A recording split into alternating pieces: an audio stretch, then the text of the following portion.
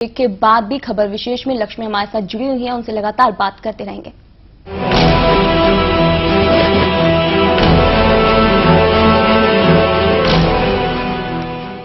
कापड़टी ये क्या है बेटी? ले भौजी, दाई ये नवा तकनीक के कॉपर्टी है 380A। इला एक बेर लगवाए के बाद 10 साल तक हमन ला रोकथे और फिर जब लइका चाही तो निकलवा दो। भाई बेटी तो कहूँ काबर नहीं लगवाला? लगवाए हो दाई, तभी तो अनुभव बतावत हो।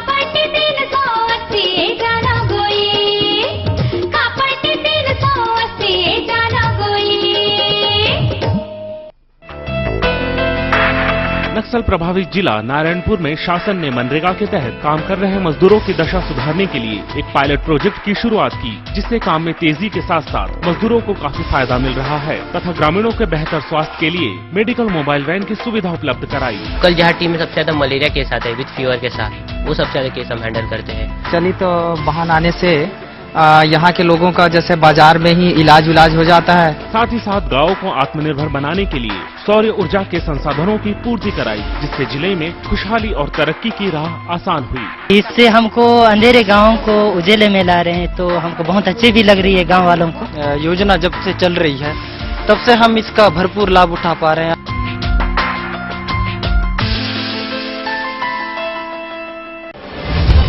क्या होती है सच की असली तस्वीर?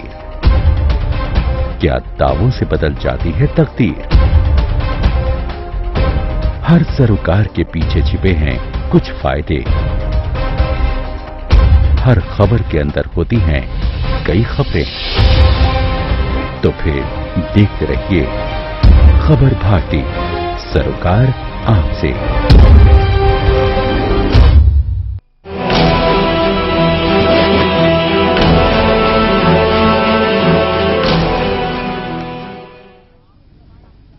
खबर विशेष में एक बार फिर से आपका स्वागत और हमारे साथ बनी हुई हैं लक्ष्मी, अभी भी हमारे साथ है। लक्ष्मी, एक सवाल आपसे जानना चाहेंगे। जिस तेजाबी हमले के बारे में सुनते ही रोंगटे खड़े हो जाते हैं, आपने खुद उस पीड़ा को झेला है।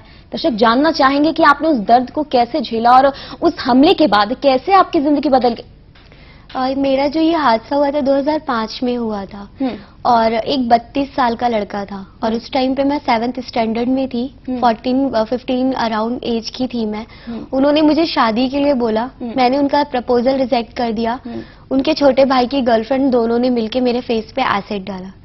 उसके बाद मेरी जिंदगी इतनी बदल गई कि मैं 4-5 साल तक घर से बाहर नहीं निकली। इतनी मेरी कंडीशन खराब थी, बहुत बुरा हाल था। इतना जितनी प्रॉब्लम आप लोग अभी फेस देख रहे होंगे मेरा RML हॉस्पिटल में भी 2.5 महीने ट्रीटमेंट चला, फिर अपोलो में मेरा ट्रीटमेंट चल रहा है। 2009 में लास्ट मेरा ऑपरेशन हुआ था, 2 ऑपरेशन, 7 सर्जरीज हो चुकी है। उसमें हमारा करियर खराब हो जाता है, साथ में जो फैमिली है उनकी भी एक तरीके से जिंदगी बर्बाद हो जाती है। सब घुट घुट के मर रहे होते हैं क्योंकि एक दूसरे को फेस करना बहुत बड़ी बात है। क्योंकि इस मोड़ पे यही चीज देखा गया कि फैमिली भी, रिश्तेदार साथ छोड़ देते हैं, दोस्ती जो होती है वो साथ छोड़ देती है। एक एक जगह कदम निकालना, समाज की बातें, जब घर से कदम बाहर निकालो तो लोगों के ताने सुनने को मिलते हैं। बहुत सी ऐसी बातें हैं कि हम लोगों को इतना सरवाइव करना पड़ता है, इतना स्ट्रगल करना पड़ता है। 8 साल के बाद मेरे पापा की 9 महीने पहले ही डेथ हुई है। मैं 8 महीने लगातार नौकरी के लिए भटक रही थी, दर दर भटक रही थी, लेकिन मेरे चेहरे की वजह से मुझे नौकरी नहीं मिली। और मेरे घर में सिर्फ मैं ही अर्निंग के लिए थी। मेरे भाई के लंग्स में प्रॉब्लम है, वो भी बहुत बीमार है। मेरी मम्मी मेरे भाई के साथ लगी हुई है और मेरा इतना दिक्कत हो रहा था कि 8 महीने मुझे किसी ने नौकरी, मेरे को किसी ने समझा ही नहीं। और उसके बाद जब मैं स्टॉप एसिड अटैक में आई, जो हमारे कैंपेन है, उन्होंने मुझे ये बोला कि 10 दिन के अंदर, आलोक दीक्षित है जो ये कैंपेन चलाते हैं मेरे सर, उन्होंने बोला कि 10 दिन के अंदर अंदर तुम्हें ये जॉब दी जाएगी। तो उन्होंने मुझे 10 दिन के अंदर अंदर जॉब दी। उन्होंने जो कहा वो किया। वो भी तो एक आम इंसान है। जो सरकार कर सकती है वो सरकार ने नहीं किया। सरकार सिर्फ कहती है, वो कर नहीं सकती। अभी भी जो चीज उन्होंने लागू की है सिर्फ की है, कहा है, किया नहीं है अभी तक। तो वो हम जो उम्मीदें हमारे अंदर अभी भी है वो कैसे कैसे जगेंगी। हम उम्मीद लेके चल रहे हैं। मेरी एक सहेली है, सर्वाइवर है, वो भी रेनू शर्मा।